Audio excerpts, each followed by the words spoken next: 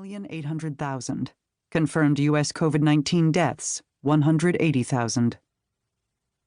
Anthony Stephen Fauci slid the blade of a bronze letter opener under the flap of a white legal-sized envelope and slid it across the top. Inside was a single sheet of paper folded into thirds. When he pulled it out and opened it, a cloud of white powder wafted into the air.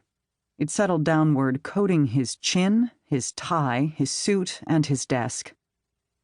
Fauci froze in his black leather chair, quickly assessing his predicament. He could be covered in nothing.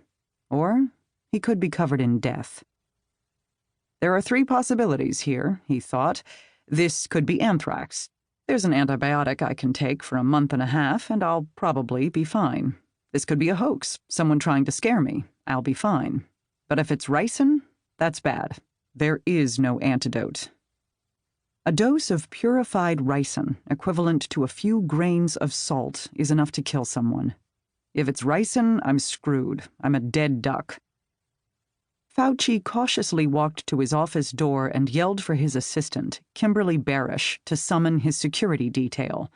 Moments later, a security official came barreling down the hallway to find Fauci standing in the doorway, covered in powder. "Don't go any farther," he barked at Fauci. "Stay in the room." He didn't want Fauci to contaminate anything or anyone else.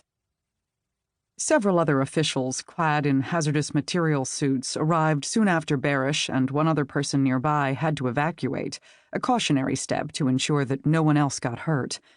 The team covered Fauci in a chemical spray to decontaminate his clothing and prevent the mysterious substance from drifting farther into the air.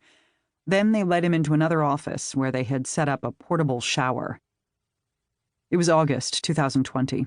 The 79-year-old doctor, one of the most famous people in the United States at the time, stripped to his underwear and was doused with chemicals in an effort to save his life. He was then instructed to take off his underwear and finish cleaning the remainder of his body by himself. This was shaping up to be one of the deadliest years in U.S. history, and each day thousands of letters addressed to Fauci arrived at the National Institute of Allergy and Infectious Diseases, where he was the director. The vast majority of these letters praised him, while a small number called him some version of Satan and wished him dead.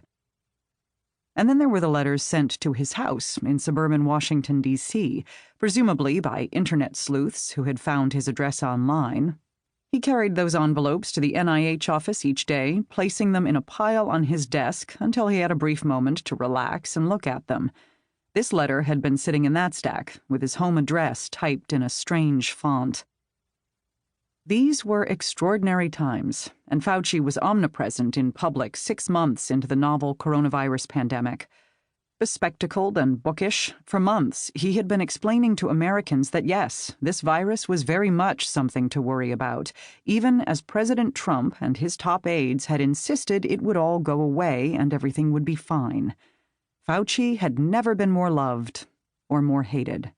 He had become America's doctor, but also a foil to the mercurial and tempestuous president who was waging a war against science, a war that the United States was losing badly.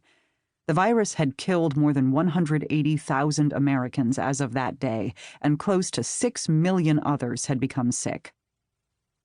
Fauci's public and private pleas for the American people and the White House to take the virus more seriously had made him an acutely polarizing figure. It was a far cry from the dark days of the AIDS epidemic in the 1980s, when Fauci had become the target of activists' ire. Back then, protesters outside his office window had shouted, "Fire Fauci! Fire Fauci!" But those same protesters had believed deeply in science. This was something entirely different. Now he was receiving death threats. His wife and daughters were receiving various forms of harassment, including obscene texts and letters. So there he stood, in something that looked like a swimming pool for toddlers, naked and stunned, unsure as to how it would all end. Fauci had no idea that another envelope with white powder had arrived in the mailbox of Robert Redfield, the director of the Centers for Disease Control and Prevention, and between 10 and 20 letters were arriving each week at the home mailbox of Deborah Birx, the White House's coronavirus task force coordinator.